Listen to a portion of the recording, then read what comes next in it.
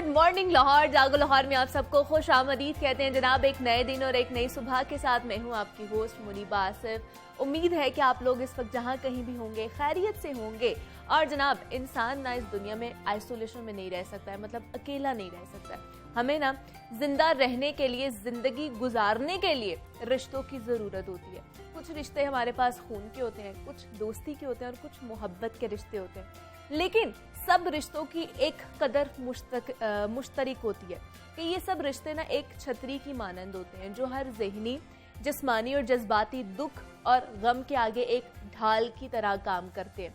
और उन प्यार और मोहब्बत के रिश्तों को बरकरार रखने के लिए ना उनकी आबियारी करनी पड़ती है, क्योंकि मोहब्बत पाने वाला कभी भी इस बात पर मुतमईन नहीं होता है कि उसे एक दिन के लिए एक शख्स की मुकम्मल मोहब्बत और तवज्जो हासिल हो, और ऐसा हो भी नहीं सकता है क्योंकि मोहब्बत तो हर दिन के साथ आदा चाहती है। और इसलिए हमें कोशिश करना चाहिए कि इन कीमती रिश्तों को जिंदा और मजबूत रखने के लिए उनकी आबियारी करें, इनोवेशन लेकर आए, कुछ नया सोचें, कुछ नया करने की कोशिश करें। और जैसे एक शायर ने कहा है कि जनाब, सैफ अंदाजे बयां रंग बदल देता है, वरना दुनिया में कोई बात नहीं है। और ये हकीकत भी यही है कि बातें वही होती हैं दुनिया में, लेकिन जो आपका अंदाजे बयां होता है, जो आपका बात करने का तरीका होता है, उसकी वजह से जो बातें हैं वो नई हो जाती हैं। तो इसलिए आप लोगों ने कोशिश करनी है कि जो हमारे इर्द गिर्द के रिश्ते हैं उनकी जो डोर कमज़ोर होती जा रही है उसको हम मजबूती से थाम लें। अब आगे बढ़ते हैं और कुछ बात कर लेते हैं जनाब। है सेहत और फिटनेस के हवाले से जो आजकल हम सबका मसला बना हुआ है, और इंसानी लापरवाहियों की वजह से दुनिया भर में बीमारियों का जो फैलाव है वो बहुत ज़्यादा तेज़ होता जा रहा है। और थोड़े थोड़े अरसे के बाद कोई ना कोई नया वायरस हमें आ घेरता है। कभी पोलियो वायरस तो कभी एबोला वायरस आ जाता है, कभी कोरोना वायरस तो कभी डेंगू वायरस हमारी जान नहीं छोड़ रहा, और इंसानी बका के लिए खतरा बनकर सामने आ जाते हैं। माहिरीन सेहत के मुताबिक अब जानवरों में पाई जाने वाली बीमारियां भी तेजी से इंसानों में मुंतकिल हो रही है। और हालिया दिनों में हमने देखा कि लासा बुखार, जिससे बीमारी को भी दीगर ममालिक में फैलता हुआ हमने देखा है, जो कि दरअसल अफ्रीकी खित्ते में चूहों में पाया जाने वाला वायरल बुखार था। और इसी तरह माजी में सिर्फ अफ्रीका में पाई जाने वाली बीमारी मंकी पॉक्स कि दुनिया के 30 ममालिक में सैकड़ों केसेस रिपोर्ट हो चुकी हैं। इवन के पाकिस्तान में भी मुश्तबा केसेस जो है वो रिपोर्ट हुए, जिससे इस बात का खदशा मजीद तकवीत पकड़ता जा रहा है कि जानवरों में पाई जाने वाली जो बीमारियां हैं इंसानों में भी मुंतकिल हो सकती हैं। तो आगे हम देख रहे हैं कि ईद उल अजहा की आमद है और गली मोहल्लों में कुर्बानी के जानवर लाने का सिलसिला भी शुरू हो चुका है। और कुर्बानी के जो जानवर होते हैं ज़्यादातर बच्चों के लिए बड़ा एक अट्रैक्शन रखते हैं। तो इस दौर में जब जानवरों से इंसानों में वायरस मुंतकिल होने का खदशा माजी की निस्बत ज़्यादा है, तो हमें क्या क्या एहतियाती तदाबीर अपनानी चाहिए जिससे हम महफूज रह सकते हैं, इस पर आज हम बात करेंगे। हमारे साथ इस वक्त मौजूद हैं प्रोफेसर डॉक्टर ताहिर याकूब साहब हैं, वायरोलॉजिस्ट हैं। डॉक्टर ताहिर, आपको वेलकम कहती हूँ जागो लाहौर में। कैसे हैं आप? शुक्र है जी, थैंक यू वेरी मच। हाँ डॉक्टर साहब, क्या वजह है कि आलमी सतह पर ये इतनी बीमारियां फैलती जा रही हैं, और ख़ास तौर पर जो अब नई स्टडीज़ आ रही हैं कि जानवरों से बहुत ज़्यादा जो मुंतकिल हो रही हैं इंसानों में बीमारियां, क्या वजह है इसकी? एक्चुअली आप देखें कि अगर मैं आपको डेटा दूं तो दुनिया के अंदर जो 70 to 80% एमर्जिंग डिजीज़ हैं, हाँ जो नई डिजीज़, वो सारी की सारी एनिमल से आ रही हैं। ओके। इससे पहले हम यूज़ करते हैं टर्म जो है ज़ूनोसिस कहते हैं कि वो डिजीज़ जो एनिमल से ट्रांसफ़र होती हैं टू द ह्यूमन को। ठीक है। तो ये बहुत सारी बीमारियां ऑलरेडी थी, लेकिन कुछ नई डिजीज़ आ गई हैं। जैसे सर्टन वायरसेस होते हैं, उनके अंदर नेचर ने पहले एक स्पीसीज़ बैरियर रखा होता था। अच्छा। अब वो स्पीसीज़ बैरियर जो है वायरस जंप कर लेता है, वो नई जो है जानवर उसमें चले जाते हैं। जैसे हमने कोविड में देखा कि जो एक ख्याल है लोगों का कि मे बी कोविड जो है वो जो बैट से आया था, तो इसी तरह डिफरेंट, जैसे आप लासा कह रही थी, इसी तरह सर्टन इस तरह नई बीमारियां हैं जो अमर्ज हो रही हैं। क्योंकि जैसे जैसे अर्बनाइजेशन हो रही है वैसे वैसे जो जानवर हैं उनका कांटेक्ट जो है, इन वायरसेस का कांटेक्ट ह्यूमन के साथ ज़्यादा हो रहा है। और जैसे जैसे कांटेक्ट होगा तो वायरस जो है वो जो है यूँ एक नए सेल से दूसरे सेल के अंदर जो है रहना सीख लेता है, जिसके हम कहते हैं कि स्पीसीज बैरियर होता है। लेकिन डॉक्टर साहब, क्या आपको ये भी लगता है कि जो हमारी मौसमियाती तब्दीलियां जो बहुत ज़्यादा होती जा रही, ये भी एक वजह हो सकती है? जी, बहुत बड़ी रीज़न ये है कि जो हमारा मौसम चेंज हो रहा है, जितना हार्श हो रहा है उतना, क्योंकि मेरी इम्यूनिटी बिकॉज ऑफ द मौसम की वजह से काफ़ी इफेक्ट हो रही है। जैसे आपने देखा होगा जैसे जैसे गर्मी आती या सख्त सर्दी आती तो मेरा जो रेस्पिरेटरी सिस्टम है उसके अंदर जो छोटे छोटे समझें कि जख्म होने शुरू हो जाते हैं, जो जिसको हम निक कहते हैं। तो वायरस को वो निक मिलती है, जहाँ से जैसे हम इनहेल करते हैं वायरस को निक मिलती है, उस निक में जाके वो सेल में ट्रांसफर होता है और वहाँ से ग्रो करना शुरू कर देता है। मतलब हमारे इर्द गिर्द का एनवायरनमेंट भी बड़ा मैटर करता है। बहुत ज़्यादा ये टेम्परेचर चेंज है, पोल्यूशन है, जो डिफरेंट केमिकल्स आ रहे हैं, वो सारे वन ऑफ द रीजंस हैं फॉर दिस। तो हमारी तरक्की जो है वो समझें कि हमारा इसके साथ साथ डिजीज चैलेंजेस आ रहे हैं। नेचर आपको बहुत बड़ी एक चैलेंज है हमारे लिए। तो लेकिन कौन कौन से जो जानवर है जिनसे ज़्यादा बीमारियां फैलती हैं? घर में भी बहुत से लोगों ने पालतू बिल्लियां, कुत्ते, इस तरह के और भी परिंदे हैं और भी जानवर हैं जो पाले हुए होते हैं, तो किस तरह के जानवरों से फैल सकती हैं? मैंने कहा था जैसे कि ज़ूनोसिस हम टर्म यूज़ करते हैं, वो डिजीज़ जो एनिमल से ह्यूमन को जाते हैं, उसमें सारे बर्ड्स भी इन्वॉल्व हैं, स्मॉल पेट्स जो हैं वो भी इन्वॉल्व हैं, लार्ज एनिमल हैं, शीप गोट हैं, वो भी इन्वॉल्व हैं। जैसे अभी आप फरमा रही थी कि ईद आने वाली है, तो ईद पे बहुत सारी एनिमल माइग्रेशन होती है। हाँ जी। उस माइग्रेशन में ज़्यादातर, क्योंकि उसमें बर्ड तो यूज़ नहीं होते, ये शीप एंड गोट जैसे हम स्मॉल रूमिनेंट कहते हैं या लार्ज रूमिनेंट जो कैटल बफलो है वो है, तो वो जैसे जैसे वो उनकी कांटेक्ट आएगा ह्यूमन के साथ, वो दूर दराज के इलाकों से आते हैं, तो वो वायरसेस बैक्टीरिया अपने साथ लाते हैं, जिस वजह से डिजीज़ होने के चांसेस ज़्यादा होते हैं। लेकिन कौन कौन से वायरसेस और बैक्टीरिया ये लोग साथ लेकर आ सकते हैं? जो ज़्यादा इंपॉर्टेंट वायरस है, वैसे तो मैंने कहा 70 to 80% एमर्जिंग डिजीज सारी एनिमल से आती है, लेकिन हमारे लिए जो ईद उल अज़हा के एक हम देखिए सदियों से ये चीज़ें चली आ रही हैं हमें इससे खौफ ज़्यादा नहीं होना चाहिए। अल्लाह ने एक सेट प्रिंसिपल है, अल्लाह के एहतियात करनी चाहिए। हम खौफज़दा कर भी नहीं रहे हैं लोगों को, सिर्फ ये है कि टाइम से पहले आप एहतियात कर लें ताकि बच सके हम। तो जैसे हम हमेशा से जैसे ही ईद उल अज़हा आती तो एक बहुत बड़ा हमारा जो है बज़वर्ड आ जाता है कॉन्गो। हाँ तो कॉन्गो है, फिर एंथ्रेक्स है, फिर ब्रूसिलोसिस है, टीबी है, तो नंबर ऑफ डिजीज़ हैं जो होने के चांसेस होते हैं, लेकिन अल्लाह ने एक प्रोटेक्शन रखी हुई है, वो बचाता है लोगों को। तो लेकिन उसमें यह है कि हमें एहतियात करनी चाहिए। अगर हम एहतियात कर लेंगे तो हम इस डिजीज़ से ये जो डिजीज़ हैं इनसे बच सकते हैं।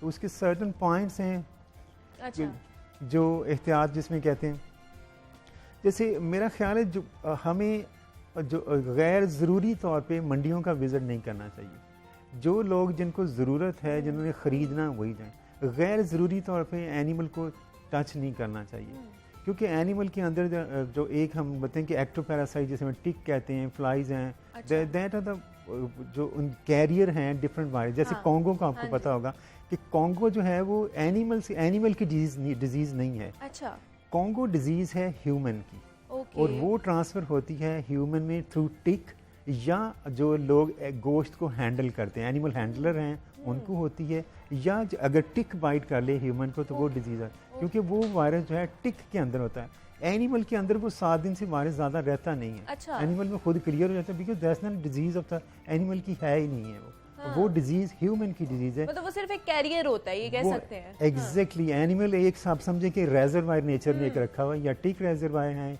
या एनिमल रेजरवायर है, क्योंकि नेचर ने अपनी डिजीज़ साइकिल चलाने के लिए कुछ हिडन चीज़ें रखी हैं जिनका अभी तक हमें बहुत सारी चीज़ों का पता नहीं है। इस बीमारी के जो रेजरवायर क्या है, तो जैसे हमें पता है कि इनका रेजरवायर टिक्स हैं, इनके रेजरवायर एनिमल्स हैं, उनकी अपनी डिजीज़ नहीं है, वो बाइट करते हैं, आगे हैं बंदे को बाइट करते हैं, बंदे के अंदर वायरस ट्रांसफ़र होता है। अच्छा। और वो 1 से 3 दिन तक उसका जो है हम कहते हैं कि इंक्यूबेशन पीरियड होता है, और वो मैक्सिमम 9 दिन का, उसके बाद फिर हाई टेम्परेचर, बॉडी से ब्लड आना शुरू हो जाना, और मोस्ट ऑफ द केसेस जो है वो 40 to 50% डेथ हो जाती है। और डॉक्टर साहब, क्या हर साल ही इस तरह की जो बीमारियां हैं ईद उल अज़हा से पहले या ईद उल अज़हा के बाद लोग इसमें मुब्तला हो जाते हैं? जी एग्जैक्टली, जैसे जैसे हमारा नॉलेज बढ़ता जा रहा है, सोशल मीडिया का कॉन्टैक्ट, टीवी जैसे आप लोग प्रोग्राम करते हैं, तो हमारा इल्म भी बढ़ता जा रहा है। हमें लोगों को पहले अवेयरनेस शायद इतनी नहीं थी, लेकिन आप लोगों ने बहुत ज़्यादा अवेयरनेस दे दी है हम लोगों को।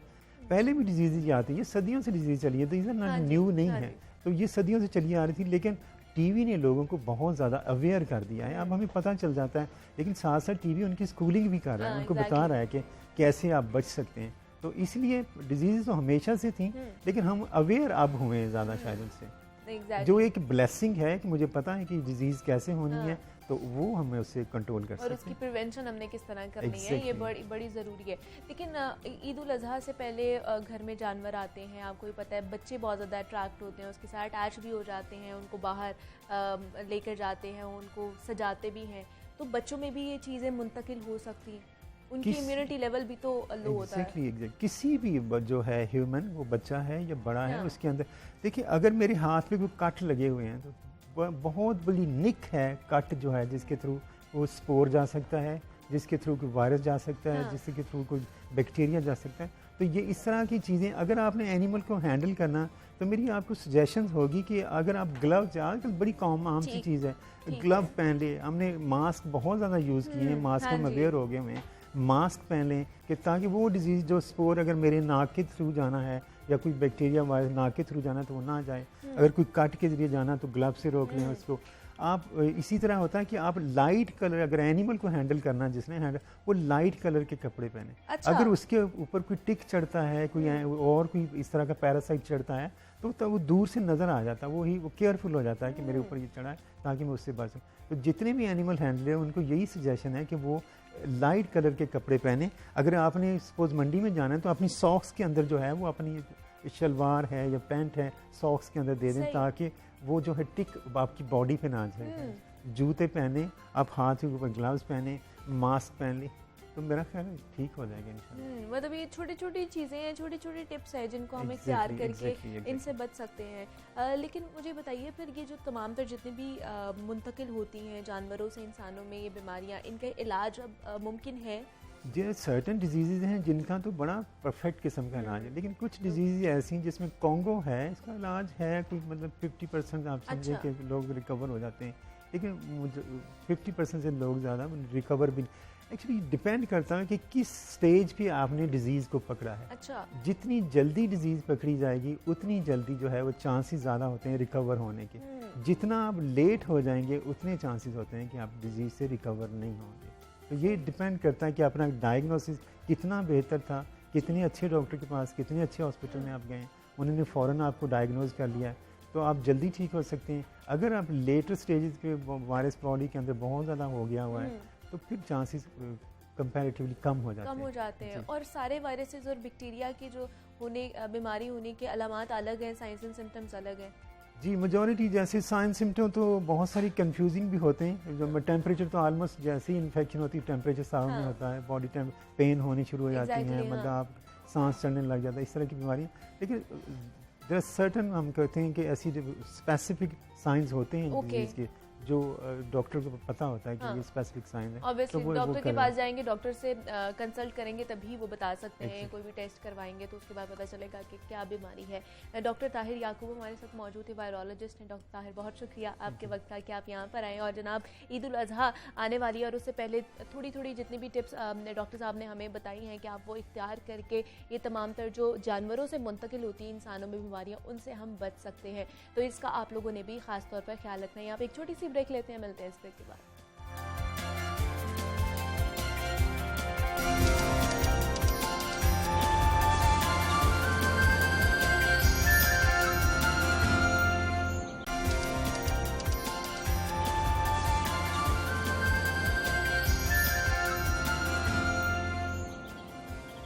वेलकम बैक टू जागो लाहौर। जनाब, प्रोग्राम के आगाज में जिस तरह हम बात कर रहे थे मौसम के हवाले से, तो पाकिस्तान के तोलो अर्ज में इन दिनों हमने देखा है कि क़यामत ख़ेज़ गर्मी पड़ रही है और एक जानिब सूरज आग बरसा रहा है तो दूसरी जानिब बिजली की घंटों लोड शेडिंग ने हम सबका जीना जो है वो मुश्किल बना रखा है। और पाकिस्तान का शुमार ग्लोबल वार्मिंग से मुतासिरा 13 ममालिक में से तीसरे नंबर पर होता है। और हीट वेव की अहम वजह दरख्तों की कमी और रहे सहे जो दरख्त है उनका बेदरेग कटाई भी है।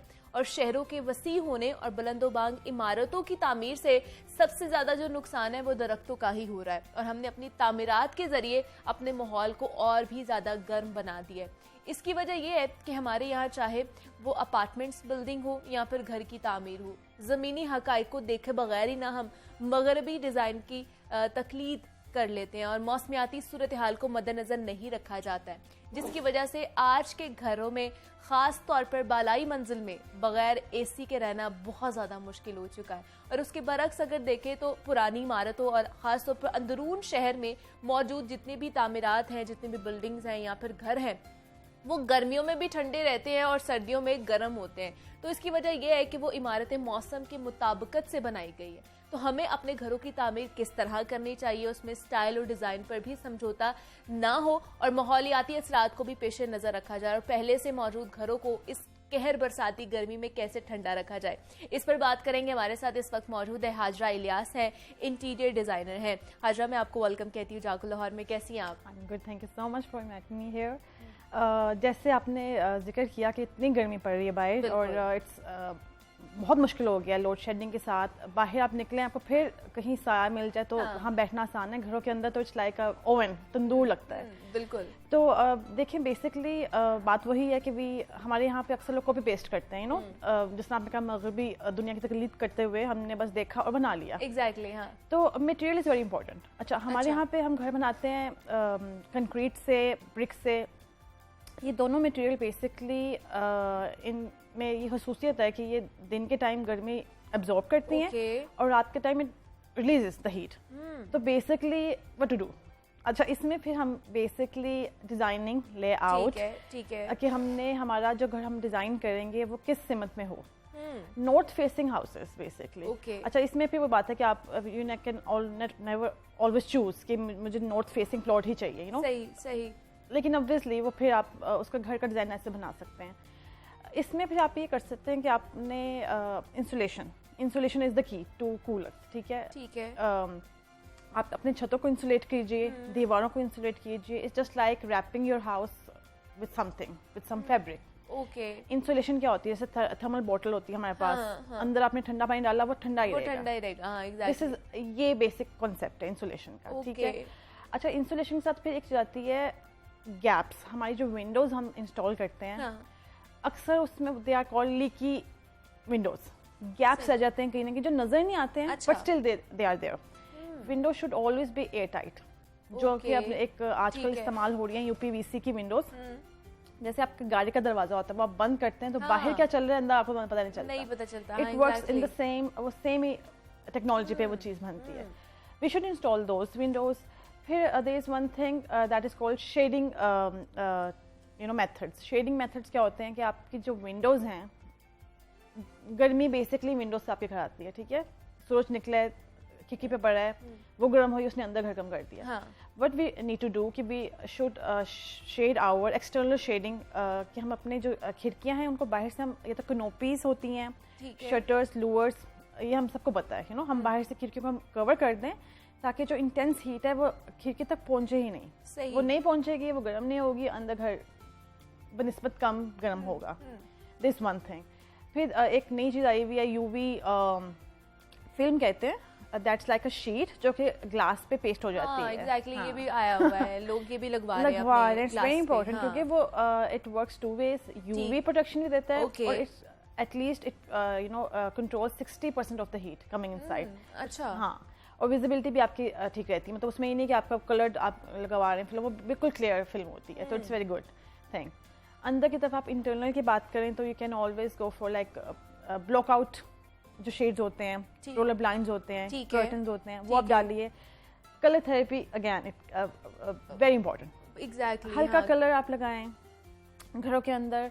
छतों पे आप हीट प्रूफिंग कराएं। आजकल पेंट भी तो ऐसे आए हुए हैं ना जो हीट बिल्कुल एग्जैक्टली करते हैं, बिल्कुल आए हुए हैं। वो आप बाहर करवाएं मटेरियल्स। अच्छा, बाहर जो घरों के बाहर की दीवारें हैं, छतें हैं, you should always go like वहाँ पे आप जो एक ग्रीस में आप जाएं, उनके घर कैसे होते हैं सफ़ेद। ठीक है। क्योंकि वहाँ भी गर्मी पड़ती है। वो क्या करते हैं कि अपने घरों को वो वाइट वॉश से कवर कर लेते हैं। Okay, that's a reflective. बाहर की जितनी लेयर है उसको वाइट वॉश के साथ, क्योंकि सफेद कलर रिफ्लेक्ट करता है लाइट को।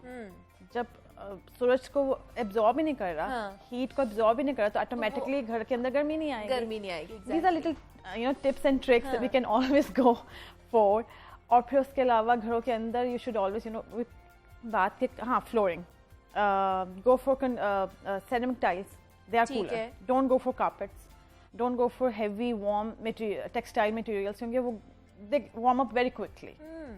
लाइटर टेक्सटाइल्स यूज करें। तो हाजा ये तो बात की चीजें आ जाती हैं जब आपका ग्रे स्ट्रक्चर तैयार हो गया उसके बाद आपने इंटीरियर सारा करना है, लेकिन उससे पहले बहुत सी चीजें हैं जैसे हमारी जो सीलिंग है वो कितनी होनी चाहिए, क्योंकि हम देखते हैं कि अंदरून शहर की जैसे मैं बात भी कर रही थी कि जो पुराने जमाने की हमारी जितनी भी बिल्डिंग्स या घर बने हुए हैं वो अभी भी हम वहां पर चले जाएं तो वो हमें ठंडे ही मिलेंगे। और इस पे हमने रिपोर्ट भी तैयार की थी और हमने देखा भी कि हम उधर गए भी हैं तो वो बगैर पंखे के भी वहां पे बैठ सकते हैं। ऐसा ही है। तो इसकी क्या वजह है? वहां पे तब कोई और मटेरियल यूज होता था कि कोई और टेक्निक्स यूज होती नहीं, बेसिकली देखिए जो वहां पे क्या है कि block if you put blocks side by side you know तो वो एक दूसरे को सपोर्ट भी करते हैं और वो प्रोटेक्ट भी करते हैं सही दूसरे को। तो एक तो ये वजह है कि वो घर ठंडे होते हैं। ठीक है। फिर हाई सीलिंग्स 12, 13 अगर पुराने घर देख लें एग्जैक्टली जो एक एरा पहले बने थे तो वो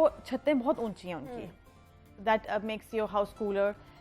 walls go for at least 1 feet thick wall. हाँ, क्योंकि उस पे फिर जब सूरज पड़ता है तो वो it takes time to warm up. जब दीवार गर्म नहीं होगी वो अंदर हीट ट्रांसफर नहीं करेगी। बिल्कुल बिल्कुल। तो ये चीजें बेसिकली हाँ definitely. And then always go for like roof ceiling ventilation, खिड़कियां लगाएं, रोशनदान लगाएं। ठीक है। ये भी अच्छा, वेंटिलेशन इज वेरी इंपॉर्टेंट। हमारे यहाँ पे वेंटिलेशन बहुत कंसेप्ट नहीं। एक खिड़की यहाँ लगा दी, दैट्स इट। देखिए वहां से गर्म हवा अंदर आ रही है, वो बाहर नहीं जा रही। ठीक है। You have to go for cross ventilation कि एक तरफ से एंटर हो और फिर वो गुजर के दूसरी तरफ से बाहर निकल जाए। तो that will make the house a little उसका टेम्परेचर थोड़ा नीचे आ जाएगा। ऐसा तो नहीं हो सकता कि हम बाहर लाइक 40 डिग्री पड़ा तो अंदर 30 हो जाए, ऐसे तो नहीं हो सकता। मतलब माइनर सा आता है, डिफरेंस आता है, लेकिन इतना ज्यादा नहीं आता। और हाजा आजकल लोग फिर हमने देखा है कि सोलर पैनल भी इंस्टॉल कर रहे हैं घरों में, उससे भी फर्क पड़ता है? नहीं, उससे बेसिकली इट्स ये जो लोड शेडिंग के मसाइल हैं वो हल हो जाते हैं। वो इट्स वेरी गुड थिंग। और मेरे ख्याल में तो जितने हमारे यहाँ बिजली के मसाइल हैं तो everyone should you know go for solar panelling. और गवर्नमेंट को इसमें basically they should help the you know आवाम को इसमें रिलीफ मिलना चाहिए so that everyone can afford it. क्योंकि वो ऑब्वियसली उस पर आप टैक्स लगा देंगे और तो चीजें महंगी हो जाएंगी, वो आम के पहुंच। अभी भी बहुत महंगाई है, अभी महंगाई है, बहुत महंगाई है। और इस महंगाई में अपना घर बनाना आप कह लें कि बहुत डिफिकल्ट ख्वाब बन गया है जिसको ऐसा ही है। हम लोग पूरा नहीं कर सकते हैं। जी जी ऐसा ही है। तो लोग आपके पास आते हैं तो क्या डिमांड करते हैं कि हमारे पास इतना बजट है लेकिन इंटीरियर हमें बहुत अच्छा चाहिए, जो हमने सोचा हुआ है अपने ख्वाबों का महल वैसा हमने बनाना है। तो आई ऑलवेज यू नो कि फिर मुझे होता है कि आप जब इट्स ऑलवेज गुड कि they will give me a budget, क्योंकि अगर वो मुझे बजट नहीं देंगे तो I will be like roaming in the space, मुझे पता ही नहीं मैंने क्या उनको बताना है। Then I will give them options 2 से 3 के, क्योंकि basically at the end of the day उनका गोल तो ये होता है ना कि दे हैव एक nice space to live in, जो भी उनकी ख्वाहिशात है, जो भी उनकी पसंद नापसंद है, तो we just create that thing in their budget. या अब तो है महंगाई में तो बहुत यू नो मुश्किल हो गया है, no doubt. But again if I say कि there are so many things out there, you know exposure इतना है। आप खुद भी पढ़ सकते हैं यू नो जाके गूगल पे कि how to do things right. But उसमें भी होता है कि पढ़ने में और उसको इम्प्लीकेट करने में there is a whole lot of difference.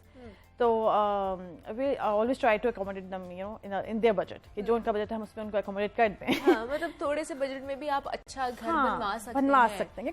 Basically there are 2 things जो कि बहुत जरूरी है इंटीरियर डिजाइनिंग में, लाइटिंग एंड कलर स्कीमिंग। और I think if you can just change this 2 things तो आपके घर में मैसिव चेंज आ सकता है। ओके। तो गर्मी में फिर किस तरह की लाइटिंग हमारे घर में होनी चाहिए? और पेंट्स तो they should always go for like use colours but lighter tones, you know lighter tones, क्योंकि वो बात है डार्क कलर्स एब्जॉर्ब हीट और वो फिर एब्जॉर्ब करके रिफ्लेक्ट भी करेंगे। ओके। लाइट्स में ये कि हाँ it's a very good question. घरों के अंदर गर्मी इसलिए भी होती है कि हम बहुत से इलेक्ट्रॉनिक जो हैं equipment we use them without any reason, हमें ज़रूरत नहीं भी है बट स्टिल इट्स देयर। ठीक है, ट्राई टू स्विच दैम, अगर आपको ज़रूरत नहीं है तो उनको बंद कर दें। ठीक है। लाइट्स चेंज करें, go for energy savers, go for LEDs, क्योंकि जो पुरानी इंकेंडेसेंट लाइट्स हैं, फ्लोरेसेंट लाइट्स हैं, वो अपनी एनर्जी 90% हीट की सूरत में बाहर निकालती हैं। तो उनकी वजह से घर के अंदर का माहौल बहुत गर्म हो जाता है, okay. तो यू चेंज योर लाइट्स और try to switch off your equipments. अगर आपको ज़रूरत नहीं है, don't use them. Use natural light as much as possible. लेकिन लाइट्स में भी तो आ जाते हैं ना, वाइट लाइट होती है, वार्म लाइट होती जी, है, तो हाँ जी। इसमें कौन सा फिर यूज करना चाहिए? नहीं, it doesn't make any difference basically, नहीं ठीक है, ये इसका okay. इतना कोई फर्क नहीं पड़ता। वो सिर्फ एक एम्बियंस को बनाने के लिए भी यूज़, क्योंकि white light is always for task lighting, जो हम ऑफिस में यूज़ करते हैं। सही। घरों में वी डोंट यूज़, किचन में कर लेते हैं, यू नो, अदरवाइज घरों में we don't recommend white cool lights. उसमें हम वार्म की तरफ जाते हैं, वो शेड होता है बट इट डजंट गिव, वो फिर बात है आपकी अपनी जो है इंटरेस्ट के लिहाज से भी हो सकता है। लेकिन हाजरा, आपको क्या लगता है सबसे ज्यादा लोग क्या गलतियां करते हैं इंटीरियर के हवाले से? लैक ऑफ प्लानिंग, नहीं पता होता व्हेन यू गो फॉर, जब डिज़ाइन बनाने जाते हैं तो पता ही नहीं होता कि खिड़की किचन किस तरफ होना चाहिए, बेडरूम किस तरफ होना चाहिए। जैसे मैंने बताया कि ईस्ट फेसिंग जो घर होता है, वहाँ पे सोच के पहले दिन के अर्ली मॉर्निंग आपकी ऑलवेज गो, किचन आप हमेशा उस तरफ रखें, अच्छा, ईस्ट फेसिंग हाउस, ठीक है। Never go for like west और साउथ फेसिंग बेडरूम्स और लिविंग रूम्स, नेवर, क्योंकि वो सारा दिन वो major part of the day it takes the sunlight. North facing जो होता है house, part of the house, वहाँ पे आप अपने बेडरूम्स रखिए, लिविंग रूम्स रखिए, क्योंकि वहाँ पे जब धूप आती है तो वो डिफ्यूज होके आती है। लेकिन जैसे अभी हाजरा, सॉरी मैं आपको इंटरप्ट कर रही हूँ, आपने जैसे किचन की बात की है, तो आजकल लिविंग रूम और किचन को कंबाइन कर दिया गया है, ओपन किचन बना दिया गया है, तो ये करना ठीक है क्योंकि फिर सारी हीट तो घर में अंदर आएगी। दैट्स द थिंग, मतलब हमारे जिस तरह का एनवायरनमेंट है और जिस तरह के हमारे खाने हैं, मतलब जो हमारे खाने बनते हैं, it's not practical, it's not practical. अच्छा। क्योंकि बेसिकली गर्मी में ये भी कहा जाता है कि डोंट यूज स्टोव्स, यूज जो होता है बिजली के आप यूज कर लें, ट्राई टू कुक आउटसाइड, लेकिन obviously we can not do that, वो हमारा यहाँ का है ही नहीं, यू नो, तो इट्स ऑलवेज बेटर कि आपका किचन अलग हो। सही, ठीक है जी। हाजरा इलियास इंटीरियर डिज़ाइनर हमारे साथ मौजूद थी। हाजरा, बहुत शुक्रिया आपके वक्त का कि आप यहाँ पर आई, और किस तरह का घर होना चाहिए हमारा, सर्दी और गर्मी के लिहाज से हमें कौन कौन सी चेंजिंग्स करनी चाहिए इन चीज़ों में, छोटी छोटी टिप्स हाजरा जैसे हमारे साथ शेयर करके जा रही हैं कि हमारे घर में वेंटिलेशन का एक अच्छा इंतज़ाम होना चाहिए, पेंट हमने लाइट कलर में यूज़ करने हैं, और बाकी जो सीलिंग है, खिड़कियाँ होनी चाहिए लेकिन नॉर्थ साइड पर होनी चाहिए ताकि गर्मी कम से कम हमारे घर के अंदर आए। तो ये हमने बात की है। यहाँ पे एक छोटी सी ब्रेक लेते हैं, मिलते हैं इस ब्रेक के बाद।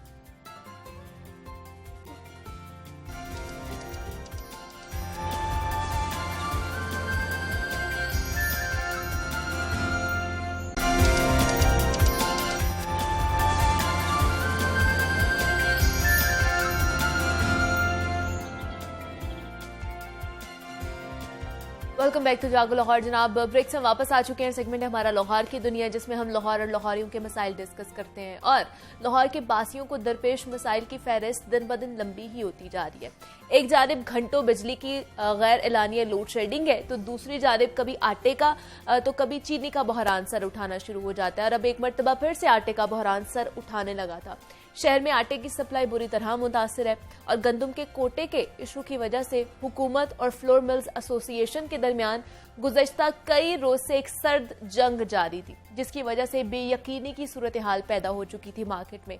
गुज़श्ता रोज पाकिस्तान फ्लोर मिल्स एसोसिएशन की जानिब से पूरे पंजाब में हड़ताल करने का फैसला सामने आया, जिसके मुताबिक पूरे पंजाब की 1150 फ्लोर मिल्स ना सरकारी आटा सप्लाई करेंगी, ना प्राइवेट आटा मार्केट में लाएंगी, और ना ही सरकारी गोदामों से सब्सिडाइज रेट पर गंदम उठाएंगी।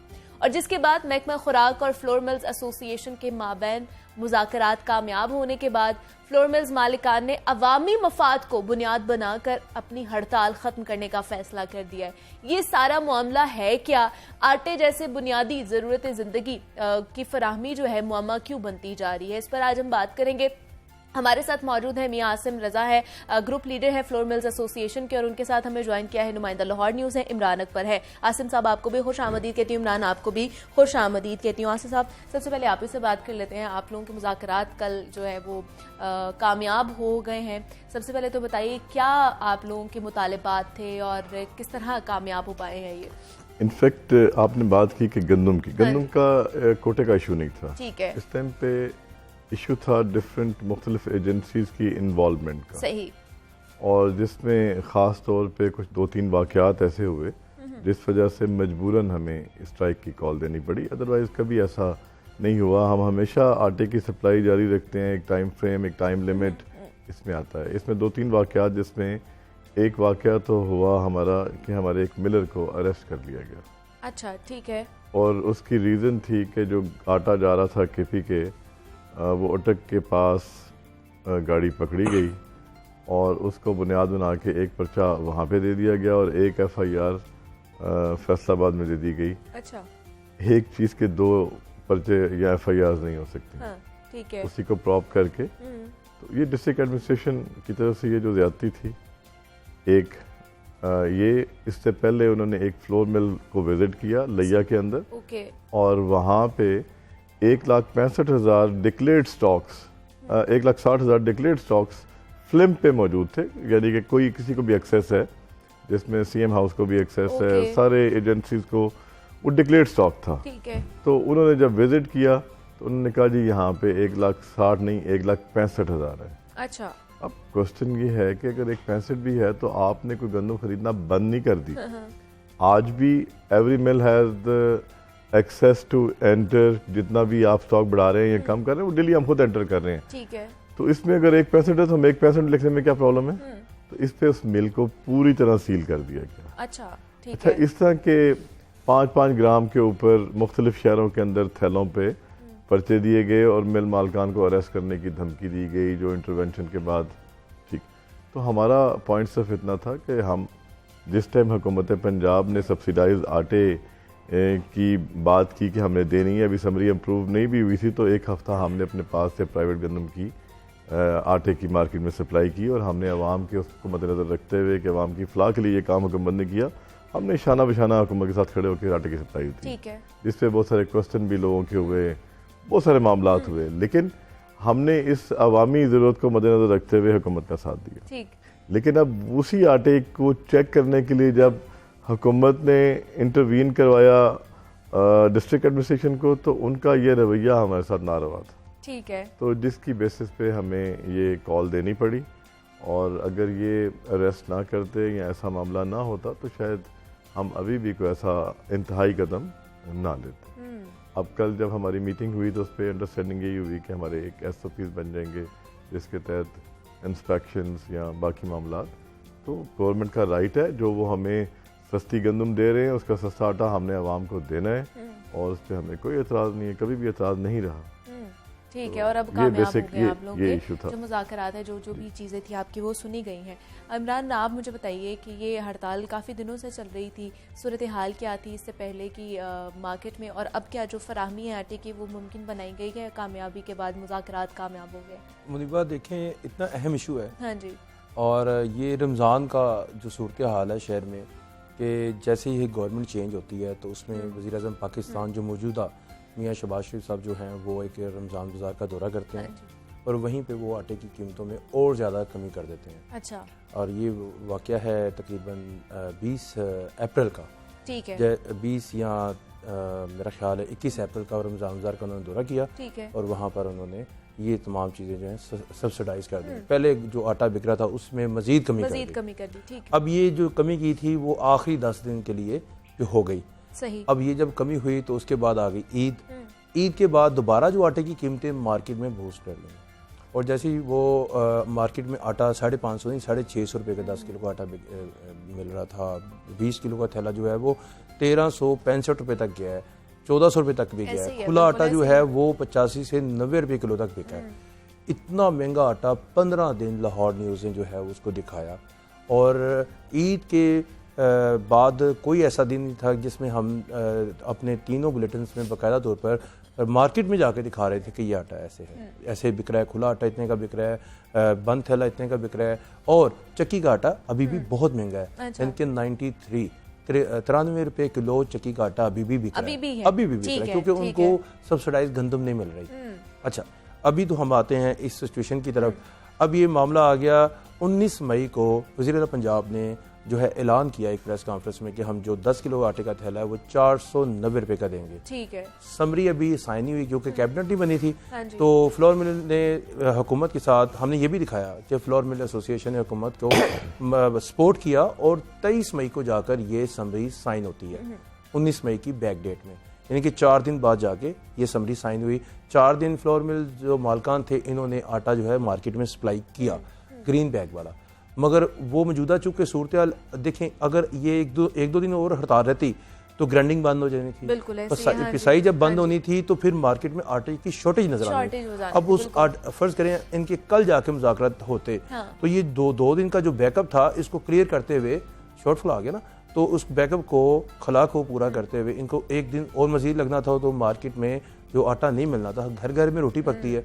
अब मौजूदा सूरत हाल ये है कि आटा सस्ता बिकना शुरू हो गया। जब बिकना शुरू हुआ तो वज़ीर-ए-आज़म साहब ने फिर नोटिस लिया कई जगहों का कि यहाँ पे आटा महंगा बिक रहा है। अब जारी बात है शहर इक़्तिदार है उनका, वो इसी शहर के रहने वाले हैं, जो वज़ीर आला पंजाब हैं वो भी इसी शहर के रहने वाले हैं, तो उन्होंने अच्छा खासा जो है इंतज़ामिया को खींचा भी कि क्यों इस तरह से हो रहा है। जब हम सब्सिडाइज आटा दे रहे हैं 200 अरब रुपए की सालाना सब्सिडी, 16 अरब रुपए की माहाना सब्सिडी दे रहे हैं, तो इस तरह से हाउ इट इज़ पॉसिबल कि इस तरह से जो है वो बर्ताव हो रहा है कि हमें शिकायत आ रही हैं। तो उसके बाद जो है सारी की सारी इंतजामिया जो है वो हरकत में आ चुकी है। ठीक है। अब उन्होंने छापे भी मारे जैसा कि आसम भाई बता रहे थे, और ऐसा होता है। हाँ। देखें जब एक बंदा 5 साल से आया नहीं मिल में, जब इंतजामिया डिस्ट्रिक्ट इंतजामिया आई नहीं, तो उसने आते साल देखना तो है ना वो कितनी बोरियां पड़ी हुई हैं, ये क्यों पड़ी हुई है इधर, ये स्टॉक में क्यों ज्यादा है, ये कम क्यों है, यहाँ पे पसाई क्यों नहीं ज्यादा हो रही, यहाँ पे चोकर क्यों पड़ा। और अब ये इनका कहना ये है कि इंतजामिया आए जो सब्सिडाइज गंदम है उसको देखे, ठीक है। अगर हम उनके थैले पूरे नहीं कर रहे तो उस पर हमें वॉच करें। होना जो हमारी भी चाहिए, जो हमारी निजी गंदम है, मैं इसको थोड़ा जो हमारी explain करना चाहूंगा। मैं भाई करना फिर मैं explain मैं जो हमारी निजी गंदम है उसकी छेड़खानी न करे, उसके लिए महकमा खुराक बैठा हुआ है। वो बिल्कुल ऐसी एक है, पोर्टल हाँ है जो अभी आसिम भाई भी बता रहे थे, सरकारी पोर्टल है, उसमें हर चीज जो है वो कंप्यूटराइज है, वहीं वो से दर्ज की जाती है, हर बिल्कुल। चीज उसमें है, एजेंसीज भी उसको में देख रही होती हैं, तमाम महकमे भी उसमें जुड़े हुए हैं, उनको देख। अब ये बात चल रही थी पिछले 5-6 दिन से, बात जो है वो मानी नहीं जा रही थी। अब रवैया जो है था दोनों तरफ से सर जंग शुरू हो गई, डेडलॉक बरकरार हो गया। जो इस वक्त के मौजूदा जो अफसरान है वो बाकायदा तौर पर जो है इनके साथ सीधे हो गए, दूसरे मतलब में। अच्छा, अभी भी सीधे ही हैं, ये समझ रहे हैं कि नहीं मगर होना है, इसलिए कि उन्होंने अपना आटा बिकवाना है, उन्होंने 200 अरब रुपए की सब्सिडी दी हुई है। अब इनके जो कल मुज़ाकरत हुए हैं इन्होंने थोड़े थोड़े बता दिए हैं, ज्यादा बता दें नहीं तो मुझे बताने पड़ जाएंगे। ठीक है। वो एक्सप्लेन कर लें, फिर अगर नहीं होगा तो फिर आप बता दीजिएगा। हाँ जी आसिम साहब। देखिए इस तरह है कि फिल्म्स यानी कि जो डेली हम सप्लाईज दे रहे हैं वो हम कंप्यूटर में एंटर कर देते हैं कि फलां दुकानदार फलां जगह फलां मोबाइल नंबर और ये उसका लाइसेंस नंबर, इतनी क्वांटिटी उसको भेज दी गई। ठीक है। सरकार ने सस्ते आटे की डिटेल लेनी है ना, वो तो हम डेली अपलोड कर दी। ठीक है। वो जाके उस दुकानदार से इंक्वायर करें हाँ। कि भाई रिसीव्ड हाँ। और कहाँ है, हाँ। ठीक है। वो उनको डिटेल दे सकता है कि ये जनाब मुझे रिसीव हो गया। अगर वो रिसीव नहीं हुआ देन वो बैक ट्रैक करते हुए मिल पे आ जाए। हाँ, ठीक है। अब मार्केट को चेक ना किया जाए और डायरेक्ट मिल के आके अंदर सफाई सुथराई या स्टॉक्स, ये प्राइवेट स्टॉक इस तरह क्यों है, ये ना किया जाए। मैं ये समझता हूँ, देखिए एक आम रूटीन की बात है, मैं कोई इल्ज़ाम या वो कोई ऐसी बात नहीं करता, लेकिन आम फहम जो हम देखते हैं कि जब कमिश्नर साहब या चीफ सेक्रेटरी साहब कमिश्नर की मीटिंग में कोई बात करेंगे, वो आगे डिप्टी कमिश्नर्स को पास ऑन करते हैं, और जब वो नीचे प्राइस कंट्रोल के लिए बात जाती है तो प्राइस कंट्रोल मजिस्ट्रेट क्या करते हैं, मार्केट में जाएंगे 10-20-30 दुकानों को जुर्माना कर देंगे। हाँ जी। आगे रात को बताएंगे कि जनाब आज इतनी दुकानों का इंस्पेक्शन हुई और इतने जुर्माने हो गए। हमारा मौक़िफ़ है कि हमारे लिए आप थोड़ा सा स्टाइल को चेंज करें, आप शॉप चेक कर लें, शॉप से फ़र्क हो ज़रूर, जिस मिल की फ़र्क निकले आप वापस बैक ट्रैक करते मिल पे आ जाए, ये माल आपने भेजा से नहीं आया। अच्छा। लेकिन अगर दुकान से आपको पूरा हो जाता है according to the film, then there is no need to come to the mills. एक बात, ये एक सिंपल सा पॉइंट था कि आप उधर से शुरू लेकिन करके। आसिम साहब शायद उनके दिमाग में ये चीज हो कि जो एंटर चीजें की जा रही है वो गलत एंटर की जा रही है, जो पहुंचाया जा रहा है माल उतना नहीं पहुंचाया जा रहा, तो ये भी तो एक मैकेनिज्म हो सकता है ना। नहीं, यही चीज मैंने की, जो एंटर की गई है that has to be verified from the person जिसको भेजा गया, तो डायरेक्ट उसके पास चले जाए, वेरिफिकेशन के बाद पीछे आ जाए। ठीक है। एक बात ये थी। ठीक है। दूसरा ये है कि देखें 50 ग्राम थैला कम है अब वो 50 ग्राम थैला अगर कम है तो उस पर आप 3 थैलों के अंदर कहें, एक थैला हम उठा के इधर फेंकें, दोबारा लोडिंग करें, फिर अनलोड करें, 10-20 ग्राम उसमें कमी आ जाती है। अब उसके लिए हम 10 किलो की अंदर कोशिश करते हैं 10-20-50 ग्राम फालतू भरें, लेकिन उसके बावजूद मार्केट में पड़ा हुआ गर्मी है, 10-20 ग्राम कम हो सकता है। बिल्कुल तो 10-20 ग्राम की प्राइस क्या है? 1-1.5 रुपया। ठीक हो गया। हमारा एक SOP आज से नहीं, पिछले 8-10 सालों से है कि हम 10 थैले इकट्ठे तोलते हैं, जिसमें ज़्यादा है जिसमें कम है। जब आप मिलके 10 थैले तोलेंगे, अगर वेट पूरा आ गया तो फिर कोई पेनलाइजेशन नहीं होती। अब 50 थैलों में से एक थैले का वजन कम आ गया तो आप लाख रुपए जुर्माना कर दें, ये ज्यादती है। मतलब एक हमारा प्रोसीजर है होना कि चाहिए, rationalize, पॉलिसी जो मैंने होनी SOP चाहिए, की बात की, वो उस पे अमल दरामद करना चाहिए, कि बेजा चीजें नहीं ना करनी हो। चाहिए। लेकिन मुज़ाकरात पे जैसे इमरान कह रहे थे, आपने थोड़े थोड़े मुज़ाकरात बताए, पूरे नहीं मैंने बताए। दूसरा भी बता दिया ना कि इमरान intention- सही कह रहे हैं आसिम साहब। आसिफ साहब ने ना जो भी बताना है वो जाहिर बात है 1035 फ्लोर मिलर की तर्जुमानी भी कर रहे एग्जैक्टली, हाँ जी। मैं यही कहूंगा कि 5 उंगलियां बराबर नहीं होती। हाँ। देखें, इंतजामिया को हम कोसना शुरू कर देते हैं कि जी शहर में रेट कायम नहीं है, तंदूर मालकान जो है वो रोटी महंगी कर रहे हैं, करियाना स्टोर जो है वो आटा महंगा बेच रहे हैं, सब्जी महंगी बिक रही है, गोश्त महंगा बिक रहा है, दूध महंगा बिक रहा है। ये रोज़ाना हम इंतजामिया, तो उन्होंने भी तो अपना स्टाइल जो है, देखें अभी स्टाइल अपनाया नहीं है वो, इसलिए कि जो उनके SOPs हैं वो अगर उस पर काम करना शुरू कर दें तो बहुत ही लेवल हो जाएगा। देखिए चाहे वो फूड अथॉरिटी हो, चाहे वो दूध चेक करने वाला, देखिए एक जो क्लास है उसको, अब ये जो आसिम भाई कह रहे हैं ये स्टेक्स होल्डर है, ये मिल्स चलाते हैं। जो बंदा इतने पैसे लगा के मिल्क खोलता है वो बाकायदा तौर पर उसकी फिर उनका एक अंदर खुद ही ना एक SOPs होते हैं, बिल्कुल ऐसे ही, ठीक है ना। जैसे भी आप एक इंटरनेशनल लेवल के होटल पर जाएं तो वहाँ उनके अपने SOPs होते हैं, सिंपल होते हैं ना उनके। इसी तरह जो मिल्स होती हैं इनके भी अंदर SOPs होते हैं। अब ये समझते हैं कि जैसे ही इंतजामिया आती है तो हरासमेंट हो जाती है, अंदर डर जाते हैं कि पता नहीं अब किसी भी बात पे वो जुर्माना कर सकते हैं, और कानून ही ऐसा, वो किसी भी बात पे जुर्माना कर सकते हैं।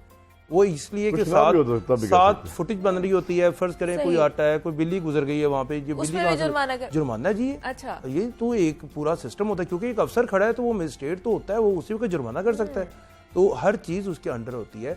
हाँ ये है कि यहाँ आ गई बेयकीनी की सूरत हाल, इतमाद नहीं है इंसान की, क्या पता वो झूठ बोल रहा हो, क्या पता ये सच बोल रहा हो। तो ये इनके साथ ना पुराने स्टाइल जो हैं 2016 तक हो चुके हैं। ये चाहते हैं कि जो इंतजामिया आए वो बाकायदा तौर पर जब SOPs के मुताबिक बात हो रही है तो फिर SOPs के मुताबिक और जो है वो नए अडाप्ट किए जाएं, ताकि वक्त को जो है देखते हुए इन चीज़ों के हवाले से देखा जाए है। लेकिन आसिम साहब एंड पे ये पूछना चाहूँगी, मुज़ाकरात तय पा गए हैं, आगे तो कोई हड़ताल नहीं की जाएगी, इस तरह की कोई दोबारा से कॉल तो नहीं हो जाएगी? नहीं, कोई ऐसा इशू नहीं है। हम हमेशा कोशिश करते हैं कि हम डायरेक्ट हड़ताल पे कभी भी ना जाएं और कभी भी नहीं गए। बिल्कुल ऐसे ही है। और हमेशा टाइम फ्रेम होता है जिसपे आप लोग दोस्त सब कहते हैं कि जी ये क्या तरीका है कि आपने हफ्ते का टाइम दे दिया। हाँ। मकसद तो अपना मैसेज देना होता है जी। अब भी ये मैसेज था, कतन आवाम को खराब करना मकसद नहीं था। और फिर हर जगह पे डिस्ट्रिक्ट एडमिनिस्ट्रेशन का ये रवैया भी नहीं था। चंद शहरों में मैंने जैसा लिया फैसलाबाद बात की कि वहाँ के वाकयात हुए, लेकिन उसको देखते इस चीज पे मजीद भी हमने लाहौर बात शहर करी, सुकून लेकिन है ना आसिम भाई, लाहौर शहर में तो सुकून जी बिल्कुल सुकून है। अब आइंदा इंशाल्लाह हमारे जो है इस तरह की कोई भी चीज देखने को नहीं मिलेगी। हमारे साथ group leader flour mills association Asim Raza मौजूद है। आसिम साहब बहुत शुक्रिया आपका, और नुमाइंदा लाहौर न्यूज इमरान अकबर ने भी ज्वाइन किया था। इमरान आपका भी बेहद शुक्रिया। यहाँ पे एक छोटी सी ब्रेक लेते हैं, जरा मिलते हैं इस ब्रेक के बाद।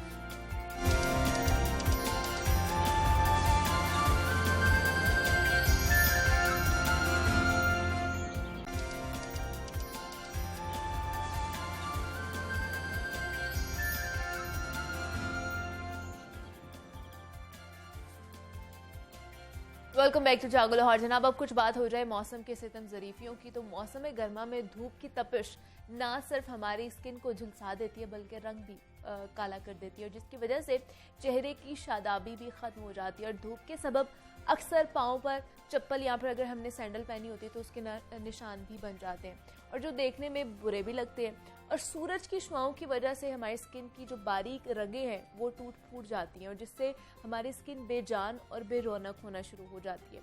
ऐसे में स्किन की हिफाजत कैसे की जाए, एक अहम सवाल पूछा जाता है, क्योंकि मार्केट में दस्तयाब केमिकल्स वाली क्रीम्स हमारे स्किन को और भी ज़्यादा नुकसान पहुंच जाती हैं, जिसकी वजह से अब एक मरतबा फिर से ऑर्गेनिक चीज़ों के इस्तेमाल का रुझान बढ़ता जा रहा है। जैसे जैसे जिद्दत आती जा रही है, इंसान कदीमी रिवायात और तरीक़ों की तरफ लौट रहा है। तो पुराने ज़माने में स्किन और बालों की केयर के लिए कुदरती अशिया का इस्तेमाल किया जाता था। ऑर्गेनिक प्रोडक्ट्स का इस्तेमाल हमारी जो स्किन है या हमारे बालों की सेहत के लिए कितने फ़ायदेमंद साबित हो सकती है, कौन कौन से प्रोडक्ट्स का हमें इस्तेमाल करना चाहिए, गर्मियों में कौन कौन से प्रोडक्ट्स हम लोग यूज़ कर सकते हैं, इस पर बात करेंगे। हमारे साथ इस वक्त मौजूद हैं कायनात गौहर हैं, ऑर्गेनिक प्रोडक्ट्स एक्सपर्ट हैं। कायनात, आपको वेलकम कहती हूँ जागो लाहौर में। कैसी हैं आप? तो ठीक ठाक, आप कैसी हैं? मैं भी बिल्कुल ठीक ठाक। कायनात, जैसे भी बात करी थी कि बहुत सारी मार्केट में ऑलरेडी चीज़ें मौजूद हैं, लेकिन फिर भी हम अब ऑर्गेनिक जो प्रोडक्ट्स हैं उनकी तरफ वापस लौट रहे हैं। ऐसा क्यों है? क्या हमारा ये चेंज क्यों होता जा रहा है? बस वही, पहले से आपको पता है हमारे पुराने ज़माने में ऑर्गेनिक चीज़ें ही सारी इस्तेमाल होती थी, वही आंवला, रीठा, सब कुछ। लेकिन वो फिर अचानक एक ट्रेंड आया केमिकल प्रोडक्ट्स की। वो फैंसी प्रोडक्ट्स जब हमने देखी तो हमें था कि हाँ ये बहुत अच्छी होंगी, with keratin, with this and that. तो वो हम लोग उसकी तरफ अट्रैक्ट हो गए और हम लोग उसी की तरफ चल पड़े। लेकिन आप आके देख रही हैं दोबारा से वही दूध और दही की खासियत के साथ शैम्पू आ रहे हैं और हम उसी को प्रेफर कर रहे हैं, ठीक है, जिसमें लिखा होता है कि विद आंवला, रीठा, सिकाकाई। तो हमें कहते हैं हाँ ये बहुत अच्छा शैम्पू होगा, क्योंकि हमने इस्तेमाल करके देख लिया है कि जो हमारे केमिकल प्रोडक्ट्स हैं उन्होंने बालों को डैमेज ही किया है। पहले की ख़वातीन जो होती थी उनकी इतने खूबसूरत बाल, खूबसूरत जिल्द हुआ करती थी, क्योंकि नेचुरल प्रोडक्ट्स थी सारी।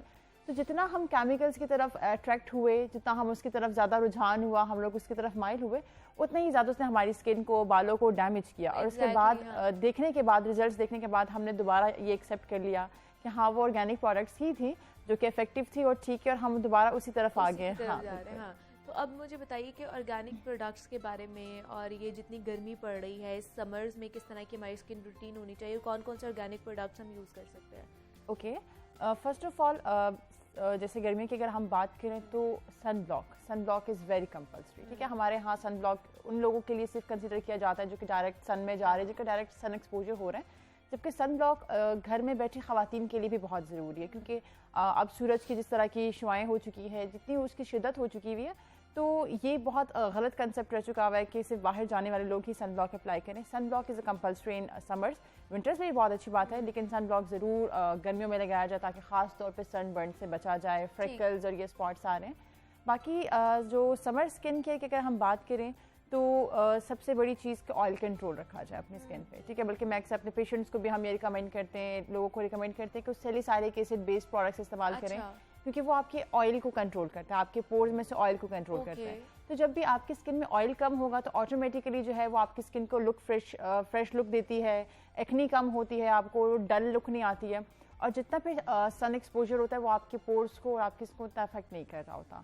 सेकेंडली, मॉइस्चराइज होनी चाहिए स्किन। अक्सर पेशेंट्स का होता है कि मॉइस्चराइज हो लेकिन एक्सेसिव ऑयल ना हो उसमें, तो उसमें अक्सर हम लोग रिकमेंड करते हैं कि सैलिसाइलिक एसिड बेस्ड प्रोडक्ट्स हो जाएं, या कोई भी ऐसा जो कि वाटर कंटेंट को एक्स्ट्रा एडिशनल जो सीबम होता है उसको कंट्रोल करने वाली प्रोडक्ट्स हो तो आप वो इस्तेमाल करें समर्स में खास तौर पे। लेकिन कायनात, आजकल हम देख रहे हैं कि हाइलुरोनिक एसिड, रेटिनॉल और इस तरह के प्रोडक्ट्स भी हैं जो यूज़ हो रहे हैं, तो ये भी यूज़ करने चाहिए कि नहीं करने चाहिए? लेकिन सबसे बड़ी चीज़ है कि डॉक्टर की तरफ से रिकमेंडेड हो, ठीक है। आप किसी भी मुस्तलिफ डर्माटोलॉजिस्ट से अगर आपके पास मेडिकेशन रिकमेंडेड हैं आपकी स्किन टाइप के अकॉर्डिंग, तो आप ज़रूर यूज़ कर सकते हैं। लेकिन रेटिनॉल के साथ भी हम लोग सन ब्लॉक बहुत ज़्यादा it's a must, you can say कि वो एक कम्बिनेशन में जाते हैं। रेटिनॉल जो है, अगर उसके बाद आप जो लोग रेटिनॉल अप्लाई करते हैं और वो अगर धूप में डायरेक्ट सन में निकले तो उनको सन बर्न हो जाता है, क्योंकि रेटिनॉल्स के साथ स्किन सेंसिटिव हुई होती है। और जो हाइलुरोनिक एसिड है, विटामिन सी है आजकल जो हमारे पास चल रहा है niacinamide, it's for skin repairing, for anti ageing something, इसके लिए तो वो ठीक है, वो हम अप्लाई कर सकते हैं, उसमें कोई इशू नहीं है। लेकिन आपको पता होनी चाहिए कि हम कौन सी प्रोडक्ट जो है वो लेयर किस तरह कर रहे हैं। ये नहीं कि हम लोग पहले हाइलुरोनिक एसिड भी लगा रहे हैं, साथ ही हम लोग विटामिन सी भी अप्लाई कर रहे हैं, साथ ही हम लोग नाइसिनामाइड भी अप्लाई कर रहे हैं। तो लेयरिंग बहुत इंपॉर्टेंट होती है प्रोडक्ट्स के बारे में, कि हम लोग प्रोडक्ट्स, क्योंकि मोस्ट ऑफ द टाइम हमारे अपनी स्किन टाइप का एक नहीं पता होता, ये बहुत एक इशू है हमारे यहाँ, स्किन टाइप के अकॉर्डिंग हम प्रोडक्ट्स नहीं यूज़ करते। सेकेंडली, हम लोग जो प्रोडक्ट यूज़ कर रहे हैं उसके अंदर केमिकल्स कौन से इस्तेमाल हुए हैं, उसके इंग्रेडिएंट्स क्या हैं। तो क्योंकि अब तो इतनी अवेयरनेस हो चुकी हुई है, इंटरनेट है, सब कुछ है, तो पर्सनली हमें ये प्रेफर करना चाहिए कि हम लोग कोई भी प्रोडक्ट लेने से पहले या उसको इस्तेमाल करने से पहले थोड़ा सा उस पर सर्च कर लें कि हमारी स्किन टाइप के अकॉर्डिंग ये है कि नहीं है।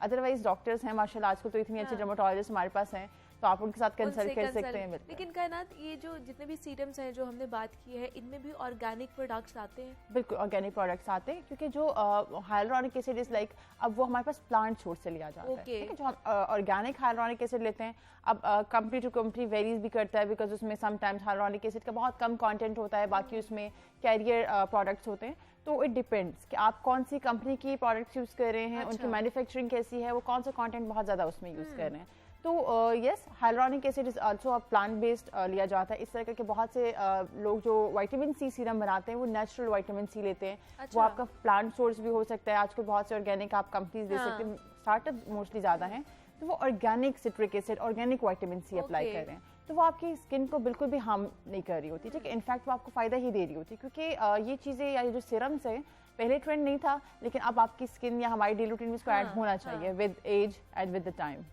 लेकिन ये तो स्किन की बात होगी कि स्किन केयर किस तरह करनी चाहिए। बालों के हवाले से फिर हमें बताइए कि बालों में भी क्या ऑर्गेनिक चीज़ें हैं? शैम्पू हम यूज़ करते हैं, कंडीशनर लगाते हैं, मजीद भी बहुत ज़्यादा ट्रीटमेंट्स हम अपने बालों के करा रहे होते हैं, उनमें भी ऑर्गेनिक चीज़ें, किस तरह हमें पता चलेगा कि ये ऑर्गेनिक है? ऑर्गेनिक ऑब्वियसली हैं आजकल, आप देखिए, बल्कि आजकल तो हर कोई, जितने भी बल्कि बड़े ब्रांड्स हैं वो भी यही कहते हैं, दूध और अंडे की खासियत के साथ आंवला रीठा, तो प्रोडक्ट्स तो वही हैं, मतलब जो मेन सोर्स वो भी ले रहे हैं। वी डोंट नो कि उसके अंदर कितना वो कंटेंट ऐड करे। ऑर्गेनिक प्रोडक्ट्स जो कोई क्लेम कर रहा हो तो उनके लिए ये अच्छी चीज़ होती है कि वो आपको बाकायदा बताते हैं कि इसमें हमने कौन सा ऑर्गेनिक प्रोडक्ट कितना ऐड किया हुआ है, ठीक है। थोड़ी सी कंफर्मेशन हो जाती है कि हाँ ऐड है। बहुत से फैंसी कंपनीज इस तरह है कि वो क्लेम तो कर रही होती है कि इसमें एडेड है, लेकिन वी डोंट नो कि ऐड है कि नहीं होता, क्योंकि उसमें केमिकल एजेंट्स होते हैं, तो ऑटोमेटिकली जो है वो आपकी वो नेचुरल प्रोडक्ट की जो खासियत होती है उसको मार देती है या दबा देती होती है। तो चूंकि केमिकल जब एक चीज़ में होती है तो वो इफेक्ट तो कर रही होती है। और आप देख सकती हैं आजकल हमारे जो जनरेशन है उसमें बाल, लंबे बाल, वो घने बाल तो रहे ही नहीं, ठीक है। स्टिल हमारी जो मतलब आप पेरेंट्स देखें, ग्रैंड पेरेंट्स देख लें, तो उनके बाल हमसे बहुत खूबसूरत चमकीले, हालांकि वो कुछ भी नहीं करते, वो तेल लगाते हैं, सिंपल सा शैम्पू के साथ वो बाल धोते थे। मतलब बहुत से लोग तो कहते हैं कि हम कपड़े धोने वाले साबुन से बाल धोते थे, और अब हम लोग आ गए हैं with keratin and with protein and this and that, उतने ही हमारे बाल डैमेज है, ठीक है। तो वो एक हमारे पास बहुत बड़ी इंडिकेशन है कि उसमें नेचुरल प्रोडक्ट्स कम और केमिकल ज़्यादा है, जो कि हमारे बालों का नेचुरल जो टेक्सचर है उसको भी डैमेज कर रही है। तो ऑब्वियसली हमारे पास जितने भी अब आंवला है, रीठा है, सिकाकाई है, आप बल्कि नेचुरल चीज़ें देखें, ऑलिव देख लें आप, हमारे पास बहुत अच्छी बालों के लिए एक इंग्रेडिएंट है। एम्बलाइका एक प्लांट बहुत अच्छा हमारे बालों के लिए है।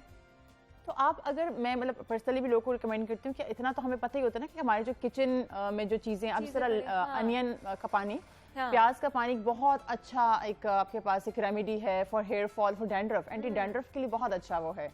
एलोवेरा आप ले सकते हैं, सिंपल तो वैक्स में कहते हैं ना कि अगर आपको अपने बालों के लिए कुछ करना है अपने किचन से स्टार्ट करो, ठीक है। किसी फैंसी चीज पे जाने की जरूरत नहीं, क्योंकि आजकल जो आप मार्केट में देख सकते हैं ऑर्गेनिक प्रोडक्ट्स आ रही हैं, they are quite expensive, because वो हर कोई अफोर्ड भी नहीं कर सकता। और ऑब्वियसली अगर वो कोई नेचुरल चीज ऐड कर रहे हैं या फिर वो जिस तरह की इंग्रेडिएंट्स ऐड कर रहे हैं, तो हमारे घर भी होती है, हाँ, इतनी कॉस्ट उनकी आ जाती है। लेकिन वही बात है कि हर कोई इसको अफोर्ड नहीं कर पाता, तो मैं अक्सर लोगों से कहती हूँ कि किचन से स्टार्ट करो। इतना तो पता है ना, दालचीनी बहुत अच्छी चीज़ है, एंटी इन्फ्लेमेटरी चीज़ है, हमें पता होता है कि जब भी कोई इन्फेक्शन होगी तो हम दालचीनी का कावा पी सकते हैं। एक चीज़ ये आ गई है, ठीक है। हमारे पास अनियन ऑयल आ गया, अनियन का पानी आ गया, आप प्याज का पानी निकाल लें, किसी के पास भी इजीली जूसर ग्राइंडर है, आप प्याज का पानी निकालें, साथ में आपको अगर तो किसी को डैंड्रफ है तो वो उसमें थोड़ा बहुत अदरक ऐड कर ले, डैंड्रफ नहीं है तो अदरक ना ऐड करें, ठीक है। अदरक हमारे पास एक बहुत बड़ा एंटी इन्फ्लेमेटरी एजेंट है, तो जो उसमें हम लोग प्रोडक्ट्स में यूज़ करते हैं, लाइक जैसे मैं जो प्रोडक्ट्स बनाती हूँ तो उसमें भी हम लोग इन्हीं चीज़ों के एक्सट्रैक्ट्स यूज़ कर रहे होते हैं, ठीक है। लेकिन वो थोड़ी सी कह लें फार्मास्यूटिकल फॉर्म में होती हैं, लेकिन अगर आप वो फार्मास्यूटिकली नहीं अफोर्ड कर सकते तो आप किचन से स्टार्ट करें। Aloe vera is a very very cheap plant, आप एक प्लांट लगाते हैं वो बढ़ता जाता है, ठीक है। आप डेली बेसिस पे एलोवेरा, अब लोगों को होता है कि नहीं हम उसका जल कैसे निकालें, और वो आप डायरेक्टली प्लांट लें, आप उसको अच्छे से वॉश करें और आप उसको ग्राइंड करके बालों में लगा सकते हैं। आप जो घरेलू चीजें होती हैं उनसे ही कुछ बिल्कुल एग्जैक्टली टोटके करके आप अपनी स्किन और अपने बालों, हालांकि बहुत टोटके भी नहीं करने चाहिए। ठीक है। कायनात गौहर ऑर्गेनिक प्रोडक्ट एक्सपर्ट हमारे साथ मौजूद थी। कायनात, thank you so much for your time, आप यहाँ पर आई और ऑर्गेनिक प्रोडक्ट्स के हवाले से जनाब हम बात कर रहे थे, अब आपने मुझे इजाजत देनी, अपना बहुत सारा ख्याल रखिएगा, कल आपसे दोबारा मुलाकात होगी, तब तक के लिए अल्लाह हाफ़िज़।